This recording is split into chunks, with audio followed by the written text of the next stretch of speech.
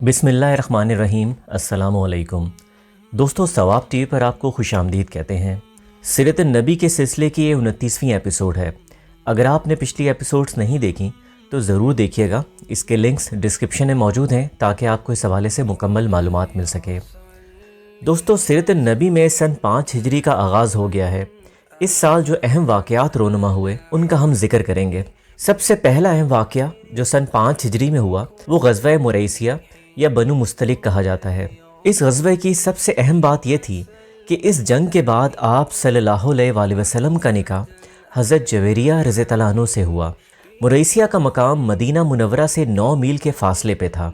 इस ख़ानदान का रईस हारिस बिन अबी ज़रार था। इसने कुरैश की हिमायत से मदीना पर हमले का इरादा किया। जब इसकी खबर आप सल्लल्लाहु अलैहि वसल्लम को हुई तो आपने एक सहाबी को भेजा कि इस खबर की तस्दीक की जाए। सहाबी ने वापस आके बताया कि ये खबर बिल्कुल दुरुस्त है। आप सल्लल्लाहु अलैहि वसल्लम ने सहाबा को जंग की तैयारी का हुक्म दिया। दोस्तों, सन 5 हिजरी 2 शाबान को ये इस्लामी लश्कर रवाना हुआ।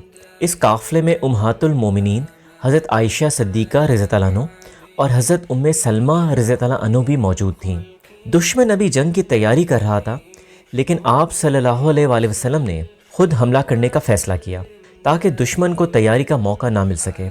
बनु मुस्तलिक का लश्कर अपने जानवरों को पानी पिला रहा था कि मुसलमानों के लश्कर ने उन पर हमला कर दिया। वो इस हमले से बिल्कुल बेखबर थे। मुसलमानों ने बहुत आसानी से ये जंग जीत ली और तकरीबन सारा कबीला गिरफ्तार कर लिया गया। माले गनीमत में 2000 ऊँट और 5000 बकरियां हाथ आईं। 200 खानदान मुशरिक के इस जंग में गुलाम बन गए और कुछ लोग फरार हो गए। गुलाम बनने वाले लोगों में उम्मुल मोमिनीन हज़रत जवेरिया रज़ियल्लाहु अन्हा भी शामिल थीं, जो बनु मुस्तलिक के सरदार हारिस बिन अबी ज़रार की साहबजादी थीं। माले गनीमत में जैसे गुलामों को तकसीम किया जाता है, वो भी तकसीम होके हज़रत साबित बिन कैस रज़ियल्लाहु अन्हु के हिस्से में आईं।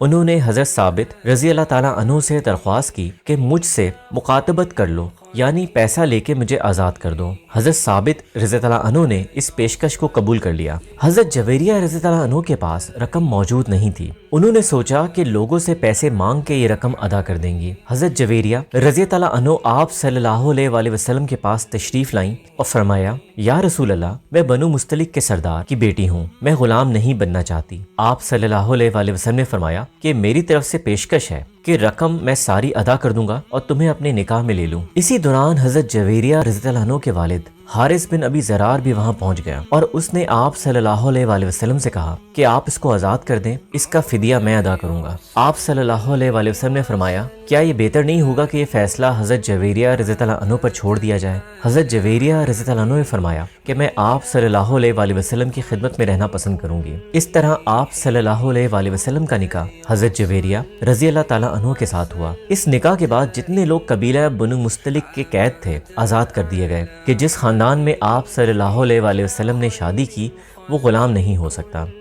दोस्तों, इसी ग़ज़वे से वापसी पर एक अफसोसनाक वाक़या पेश आया जिसे सीरत की किताबों में वाक़या इफ़्क कहा जाता है, यानी कि बहतान लगाना, किसी पर झूठा इल्ज़ाम लगाना। इस वाक़ये में मुनाफ़िकीन ने हज़रत आयशा रज़ियल्लाहु अन्हा पर तुहमत लगाई। हज़रत आयशा रज़ियल्लाहु अन्हा ने ये सारा वाक़या खुद बयान किया है। आप फरमाती हैं कि काफ़िले में जब पड़ाव होता था तो हमारी पालकी को ज़मीन पर रख दिया जाता था और हम पर्दा हटाकर रिफ़ाए हाजत के लिए करीबी जंगल में चले जाते थे।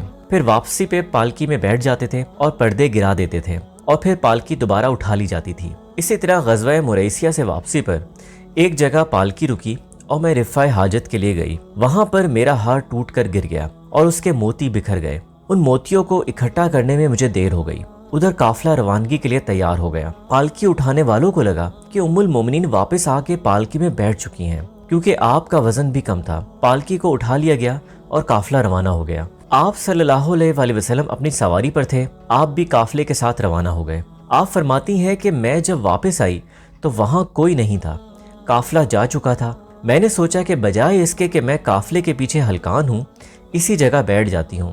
थोड़ी देर में काफिले वालों को एहसास हो जाएगा और वापस आएंगे और उनको ढूंढने में आसानी रहेगी। आप वहाँ लेट गईं और आपकी आंख लग गई।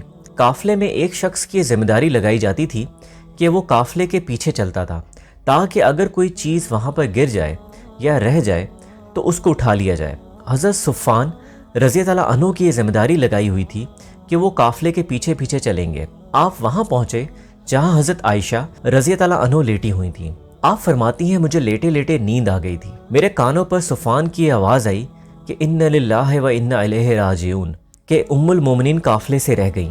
आप फरमाती हैं कि खुदा की कसम सुफ़ान ने ना मुझसे कोई बात की ना मैंने उससे कोई बात की। कहती हैं कि हज़रत सुफ़ान रज़ी अल्लाह अन्हु ने अपना ऊँट मेरे पास लाकर बिठा दिया और ख़ुद दूर चले गए ताकि मैं ऊँट पर आराम से बैठ जाऊँ। आप फरमाती हैं कि मैं ऊँट पर बैठ गई और सुफ़ान ने ऊँट की रस्सी पकड़ी और वहाँ से चल पड़े।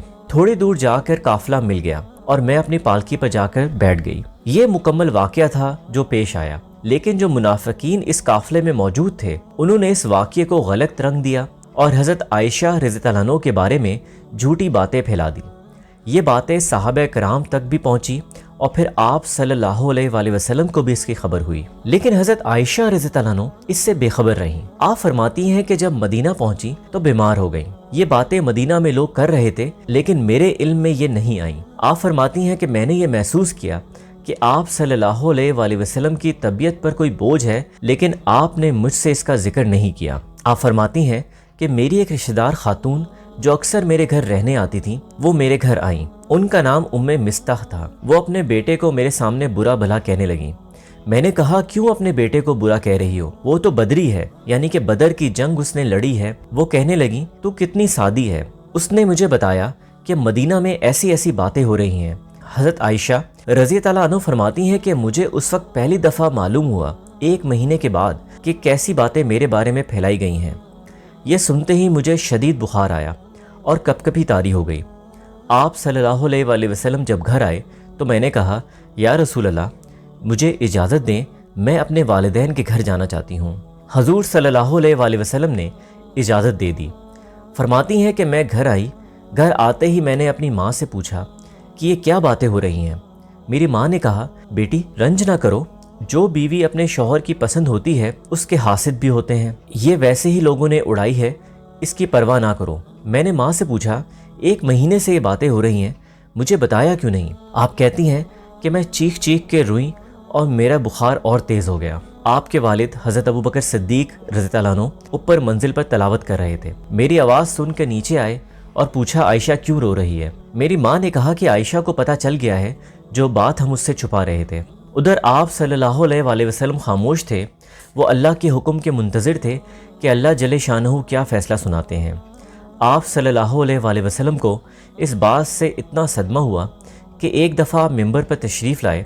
उस वक्त तक अल्लाह ने इस बारे में अपनी कोई वही नाजिल नहीं की थी। आप सल्लल्लाहु अलैहि वसल्लम ने मिंबर पे आके अपने दुख का इजहार किया और कहा मुसलमानों, कौन है जो मेरे इस वक्त मदद करेगा जब मेरे घर वालों के बारे में बदगुमानी फैलाई जा रही है। खुदा की कसम मैंने अपने घर वालों में नेकी और पाक दामनी के अलावा कुछ नहीं देखा और इस पर बात करके मुझे तकलीफ़ पहुंचाई गई है। तुम में से कौन इस गम की घड़ी में मेरा साथ देगा। सबसे पहले इंसार में से हज़रत साद इब्ने माज रज़ी अल्लाह अन्हु खड़े हुए और कहा या रसूल अल्लाह, हम आपके साथ हैं। अगर ये शख्स जिसने ये बात की है हमारे कबीले औस से है तो उसकी गर्दन उड़ाने में हमें एक लम्हा भी नहीं लगेगा, और अगर वो शख्स हमारे भाई कबीले हजरत से है तो या रसूल अल्लाह आप हुक्म करें तो उसकी भी हम गर्दन उड़ा देंगे। यहाँ खजरज के सरदार हज़रत साद इब्ने उबैदा रज़ी अल्लाह अन्हु ने कहा कि खजरज को तुम क्यों मारोगे, खजरज की गर्दन हम अपने हाथों से खुद उड़ाएंगे। इस पर हज़रत उसादी इब्ने हुज़ैर रज़ी अल्लाह अन्हु खड़े हुए और हज़रत साद इब्ने उबैदा रज़ी अल्लाह अन्हु को कहने लगे अगर तुमने ताख़ीर की उस शख्स की गर्दन उड़ाने में तो फिर हम उड़ाएंगे उसकी गर्दन। आप सल्लल्लाहु अलैहि वसल्लम ने सबको खामोश कराया और वापस घर आ गए। हज़रत आयशा रज़ी अल्लाह अन्हा फरमाती हैं कि इस तमाम अरसे में मेरे आंसू कभी नहीं रुके।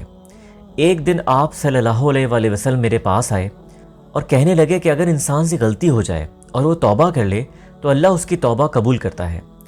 इस पर हज़रत आयशा रज़ी अल्लाह अन्हा ने कहा कि मैं अपनी सफाई में कुछ नहीं कहूँगी क्योंकि इस बारे में इतनी बातें हो चुकी हैं कि मेरे कहने से यहाँ किसी को इत्मीनान नहीं होगा। मैं ये कहूँगी जो हज़रत याकूब अलैहिस्सलाम ने हज़रत यूसुफ़ अलैहिस्सलाम के गुम होने पर कहा था, मैं सब्र करती हूँ और अल्लाह सब हकीकत जानता है। आप फरमाती हैं कि मैं ये कहकर अंदर आई اور اپنے بستر پر لیٹ گئی۔ میرا دل یہ گواہی دے رہا تھا کہ اس پر اللہ ضرور حضرت جبرائیل علیہ السلام سے آپ صلی اللہ علیہ وآلہ وسلم کو حقیقت بتائیں گے۔ آپ فرماتی ہیں کہ حضور صلی اللہ علیہ وآلہ وسلم میرے پاس ہی موجود تھے کہ میں نے دیکھا کہ آپ صلی اللہ علیہ وآلہ وسلم کے چہرے مبارک پر وحی کے آثار آنا شروع ہو گئے۔ آپ صلی اللہ علیہ وآلہ وسلم کے ماتھے پر پسینے کے قطرے نمودار ہوتے تھے جب وحی نازل ہوتی تھی۔ یہ آثار میرے والد حضرت ابوبکر صدیق رضی اللہ عنہ اور میری والدہ نے بھی دیکھے۔ ہم سمجھ گئے کہ یہ وحی اس موقع پر بھیجی گئی ہے، اب اللہ اپنا فیصلہ سنائیں گے۔ آپ فرماتی ہیں کہ میرے والد کبھی پریشانی میں مجھے دیکھتے، کبھی آپ صلی اللہ علیہ وآلہ وسلم کو دیکھتے تھے کہ کیا وحی آتی ہے، اور مجھے ایک دم اطمینان اپنے دل میں محسوس ہوا اور ساری بے چینی ختم ہو گئی۔ آپ فرماتی ہیں کہ جیسے ہی وحی مکمل ہوئی، آپ صلی اللہ علیہ وآلہ وسلم نے اپنی پیشانی سے پسینہ پوچھا، اور جو پہلا لفظ آپ صلی اللہ علیہ وآلہ وسلم نے مجھے کہا کہ خوشخبری ہو عائشہ، اللہ نے تیری برات نازل فرما دی ہے۔ میری والدہ نے مجھے کہا اٹھو اور حضور صلی اللہ علیہ وآلہ وسلم کا شکریہ ادا کرو۔ میں نے کہا کہ میں اس کا شکریہ کیوں نہ ادا کروں جس نے میری برات آسمانوں سے نازل کی۔ دوستو، اس موقع پر اللہ نے سورہ نور کی 17 آیتیں نازل کیں اور سخت الفاظ میں ان لوگوں کو وعید سنائی گئی جن لوگوں نے بہتان لگایا، اور ان لوگوں کو بھی جو یہ سب سن کے بھی خاموش رہے اور بہتان لگانے والوں کو خاموش نہیں کرایا۔ جن لوگوں نے اس کو پھیلایا ان کے لیے دنیا اور آخرت میں دردناک عذاب کی وعید سنائی گئی۔ دوستو، باقی واقعات کا ذکر انشاءاللہ اگلی ایپیسوڈ میں کریں گے۔ اپنے اور ارد گرد کے لوگوں کا خیال رکھیے گا۔ اللہ حافظ۔